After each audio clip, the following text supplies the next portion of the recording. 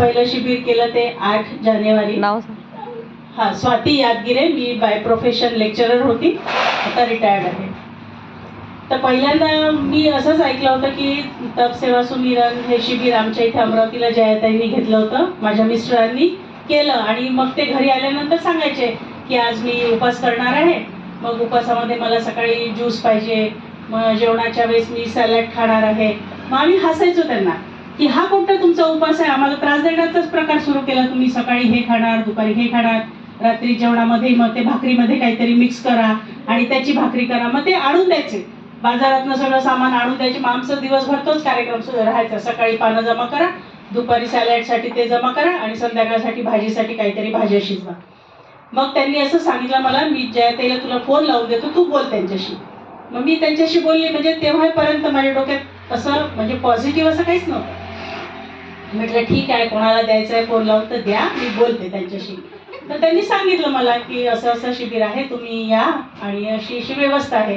त्याच्यात माझा ऑपरेशन झालेला पायाचा मोठा ॲक्सिडेंट झाला होता. म्हणजे दोन्ही हाडं अक्षरशः तुटले होते, पाय लटकलाच होता. त्याच्यामुळे मला खाली बसता येत नव्हतं, खाली झोपता येत नव्हतं, हा सगळा प्रॉब्लेम. तर म्हटलं ठीक आहे, तरी करून पाहूया म्हटलं शिबिर. मग जायचं, सकाळी 10 वाजता सुरू होणार आहे शिबिर. तर ते म्हणाले चला 7 वाजता निघालो आपण, तरी 9:30 वाजेपर्यंत पोचतो. ठीक आहे. 5 वाजता उठून मी सगळं ते माझं नाश्त्याचं तयार केलं, कारण की मला शुगर आहे, मला 9 वाजता गोळी घ्यावी लागते. माझं म्हणजे बऱ्याच वर्षाचा कार्यक्रम चालू आहे 2012 पासून. तर मग मी सकाळी भरपूर नाश्ता करून घेतला, यांच्यासाठी केला, माझ्यासाठी केला. मग अकोल्याच्या थोडं पुढे आल्यानंतर आम्ही एक गाडी एका ठिकाणी थांबवली, शांततेने भरपूर खाऊन घेतलं. म्हटलं 11 वाजेपर्यंत तिथे काही देणार नाही आहे. मग भरपूर नाश्ता केला, गोळी घेतली आणि मग नंतर इथे पोचलो.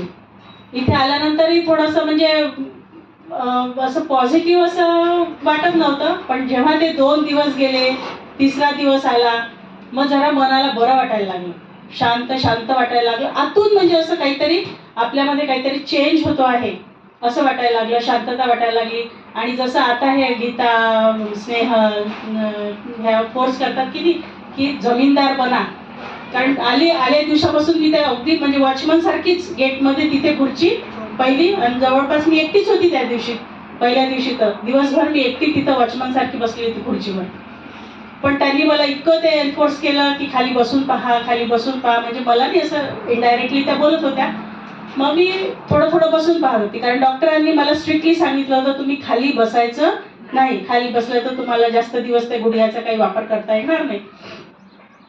पण मी बसली आणि आता या शिबिरामध्ये मी जवळपास खुर्चीचा आधारच घेतला नाही आहे. वा वा.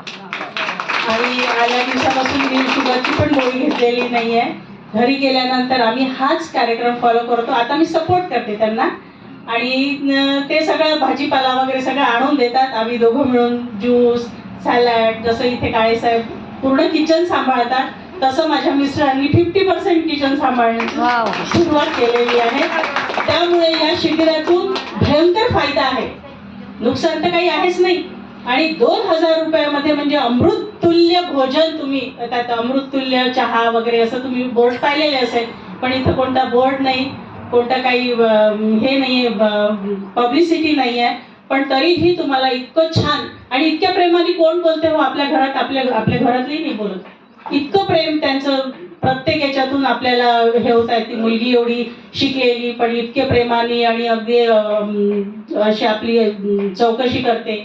जयाताई तर बरं आहेतच म्हणा, प्रश्नच नाही.